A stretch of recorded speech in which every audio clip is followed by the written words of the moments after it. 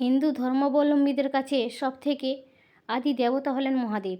তিনি দেবতাদের উপাস্য। সেই কারণে শিবকে দেবাধিদেব বলা হয়ে থাকে। এমনিতে বছরের 12 মাসে 12টি শিবরাত্রি থাকলেও ফাল্গুন মাসের কৃষ্ণপক্ষের চতুর্দশী তিথিতে পালন করা হয় মহাশিবরাত্রি। মহাদেবের উপাসনার সবথেকে উপযুক্ত দিন হল মহাশিবরাত্রি। এই বছর মহাশিবরাত্রি পড়েছে আগামী 8ই মার্চ 2024 শুক্রবার। নমস্কার বন্ধুগণ, জয় মা দুর্গা চ্যানেলে আপনাদের সকলকে স্বাগত জানাই। কেমন আছেন সবাই? আশা করি আপনারা সবাই ভালো আছেন। আশা করি আপনারা সকলে আমাদের চ্যানেলের ভিডিওগুলি উপভোগ করছেন। এই মহাশিবরাত্রিতে কোন রঙের পোশাক পরবেন না, আজকে ভিডিও থেকে তা জেনে নিন। চলুন তাহলে ভিডিওটি শুরু করা যাক। হিন্দু ধর্মে বিভিন্ন রঙের বিশেষ গুরুত্ব রয়েছে। বিভিন্ন রঙের সঙ্গে জড়িয়ে আছে শুভ ও অশুভ তত্ত্ব। সেই কারণে কোন অনুষ্ঠানে কোন রঙের পোশাক পরলে শুভ ফল পাওয়া যায় তার নির্দিষ্ট উল্লেখ রয়েছে শাস্ত্রে।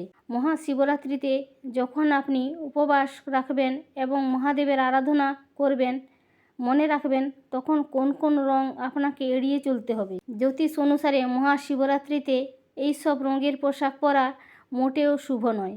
মহাশিবরাত্রিতে সাধারণত সবুজ, হলুদ, লাল, কমলা, সাদা এবং গোলাপি রঙের পোশাক পরার চল রয়েছে। তবে কালো বা অন্য কোনো গাঢ় রঙের পোশাক এদিন না পরাই ভালো।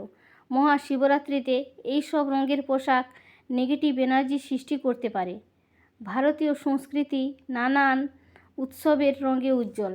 বিভিন্ন সামাজিক ও ধর্মীয় উৎসবে নানান রঙের পোশাক পরে আমরা সাজগোজ করে থাকি। সঠিক রং যেন সেই উৎসবকে একটা আলাদা মাত্রা এনে দেয়। মহাশিবরাত্রিতেও তাই রঙের বিশেষ মাহাত্ম্য রয়েছে। মনে করা হয় এই দিনে মহাদেব তাণ্ডব নৃত্য করেছিলেন। বৈদিক জ্যোতিষ অনুসারে কালো রং হলো দুঃখ, কষ্ট, নেগেটিভ এনার্জি এবং অন্ধকারের প্রতীক। সেই কারণে কোনো শুভ দিনেই কালো রং এড়িয়ে চলার পরামর্শ দেওয়া হয়। তাই মহাশিবরাত্রিতে আপনি কালো ও যে কোনো গাঢ় রং বাদ দিয়ে কোনো উজ্জ্বল রঙের পোশাক বেছে নিতে পারেন। এই দিনে এমন রং পরুন যা আপনার মনের আনন্দ, আশা, বিশ্বাস ও শান্তিকে তুলে ধরে। মহাশিবরাত্রিতে সবুজ রঙের পোশাক পরা শুভ বলে অনেকে মনে করেন। হিন্দু ধর্ম অনুসারে সবুজ হলো শিবের প্রিয় রং। তাই সবুজ রঙের পোশাক এদিন আপনি বেছে নিতেই পারেন। তবে কালচে সবুজ নয়, হালকা ও উজ্জ্বল রঙের সবুজ রঙের পোশাকই বেছে নিন।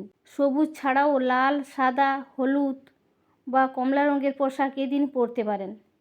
তবে যাই পরবেন চেষ্টা করুন মহাশিবরাত্রিতে সুতির পোশাক পরতে। এদিন পুরুষেরা ধুতি এবং মহিলারা শাড়ি পরতে পারলেই শুভ ফল লাভ করা যাবে। ভিডিওটি ভালো লেগে থাকলে অবশ্যই একটি লাইক করে যাবেন। ধন্যবাদ।